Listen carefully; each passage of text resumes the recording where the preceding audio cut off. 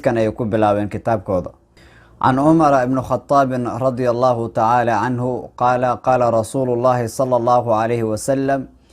إنما الأعمال بالنيات وإنما لكل امرئ ما نوى، فمن كانت هجرته إلى الله ورسوله فهجرته إلى الله ورسوله، ومن كانت هجرته إلى الدنيا يصيبها أو امرأة ينكحها فهجرته إلى ما هاجر إليه. عن عمر بن الخطاب رضي الله تعالى عنه حديث كم حالورنا يا عمر بن الخطاب رضي الله كرال النقضي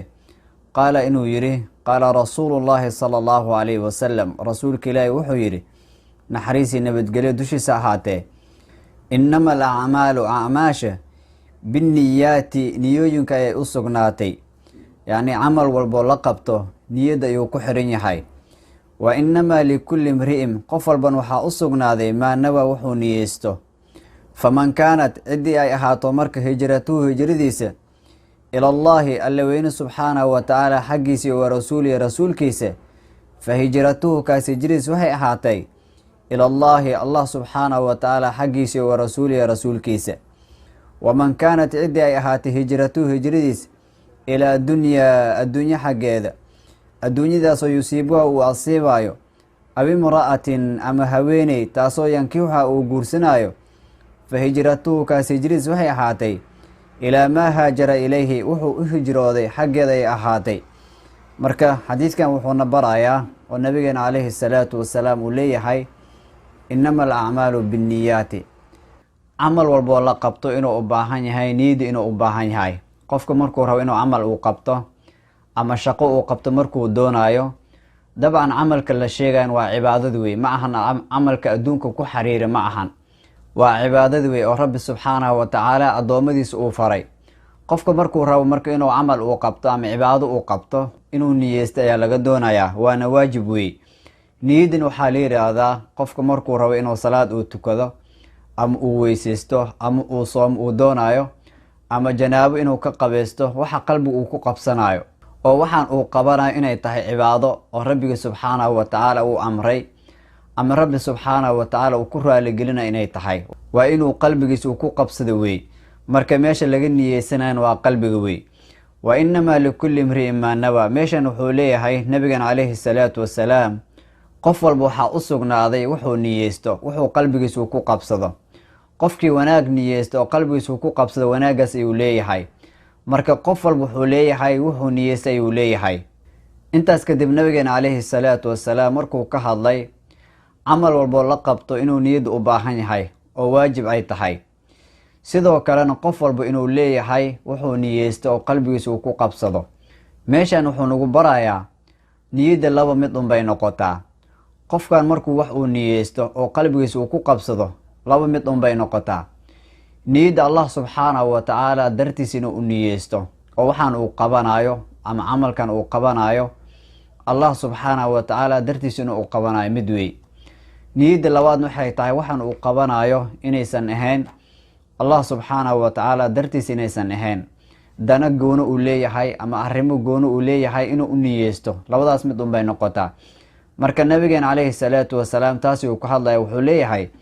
فمن كانت هجرته إلى الله ورسوله تصالى يكبحيي نبينا صلى الله عليه وسلم وحنا كنت تصالينا يا هجرة وحلا يقانو وحليه هاي فمن كانت هجرته إلى الله ورسوله فهجرته إلى الله ورسوله قفك مركز دونا إنه هجرة هجرة وحالير هذا قفك إنه كتغو ودن قال إنه كتغو ودن مسلمين وآذو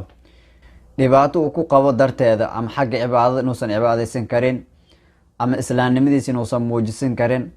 markuu inuu ka tago wadan gaalo oo wadan muslimiin uu aado taas ayaa waxa la yiraahdaa hijra ayaa loo yaqaanaa marka qofka muslimka ah markuu ka tagaayo wadan gaalo uu aaday wadan muslim uu aaday laba mid bay noqotaa inuu Allah subhanahu wa ta'ala dartiisu uu aadayo qalbigiisu ay ku jirto diintaada iyo dhaqankaada wanaagsan la carar oo wadankan iskaaga tag wadamada muslimiinta aad wuxuu niyeysanayaa waa Ilaahay subhanahu wa ta'ala dartiis weey inuu u baxaayo iyo mid kale waxay noqon kartaa markuu ka soo tagay wadankaas oo wadamada muslimiinta uu soo aadayo ama ganacsi inuu soo aadayo oo qalbigiisa ay ku jirto ganacsi ama qalbigiisa ay ku jirto qof dumar ah soo guurso oo wadamada muslimiinta ku nool. marka ninkan qalbigiisa waxaa ku jiro adduunyo iyo dana goona uu leeyahay ee ilaahay dartiisa kama ahan. marka nabiga sallallahu alayhi wasallam taas ay ku tusaaleynaya, wuxuu leeyahay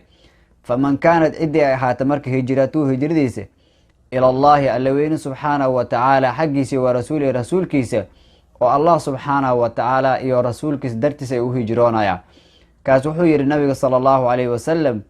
fahijratuhu ila allahi wa rasuulih, kaas hijradiis waxay ahaatay allah subxaanahu wa tacaala iyo rasuulkiisa xaggiisa ay ahaatay, bimacnaa thawaabkiisa iyo ajirkiisa uu leeyahay. waman kaanat hijratuhu qofka ay ahaatay marka haddana hijradiisa ilaa dunya adduunya xaggeeda, ganacsi ayuu u socdaa, wuxuu rabaa inuu soo ganacsado, inuu soo shaqaysto, adduunyadaas oo yusiiba uu soo asiibay uu soo helaayo. aw imra'atin ama haweeney taasoo yankixuhaa uu doonaya inuu soo guursado. qofkan wuxuu u socdo oo u hijroonayo ma ahan allah subxaanahu wa tacaala dartiisa ma ahan, waa inuu haweeney soo guursado ama qof dumar ah oo ku nool wadamada muslimiinta ah. wuxuu yihi nabiga sala allahu alayhi wasalam fahijratuhu ilaa maa haajara ilayhi, kaas hijradiis waxay ahaatay wuxuu u hijrooda adduunyo ah ayuu leeyahay wey. marka qofka muslimka waxaa la doonayaa markuu qabanayo camal oo cibaado ah inuu u niyeysto allah subxaanahu wa tacaala dartiisa inuu u sameynayo, qalbigiisa uu ku qabsado. meeshan waxaa laga hadlaya waa cibaado wey. amaa camalka adduunka la xiriiro sida qofka inuu soo shaqaysto ama inuu wax uu soo qabsado, qofku wuu aadi karaa. xadiidkan lagama qaadanayo inuu diidayo, ma ahan inuu leeyahay qofka safar markuu aadayo qasab waa inuu hijri uu niyeysta, taas ma ahan. xadiidkan hijradu ka hadlaya iyo allah subxaanahu wa tacaala dartiis in loo hijroodo fadliga iyo qiimaha ay leedahay. lagama qaadanayo qofka muslimka ah inuusan safar u aadi karin, ganacsi iyo dana gooni uu leeyahay wuu u aadi karaa, way u banaan tahay. ganacsi ayuu u aadi karaa, haweeney ama qof dumar inuu soo guursado ayuu u aadi karaa, way u banaan tahay. diidmo lagama qaadanayo, laakiin waxaa laga qaadanayaa fadliga ay leedahay hijrada iyo rabbi subxaanahu wa tacaala dartiis in loo hijroodo, ilaahay subxaanahu wa tacaala dartiis inuu u niyeysta wey.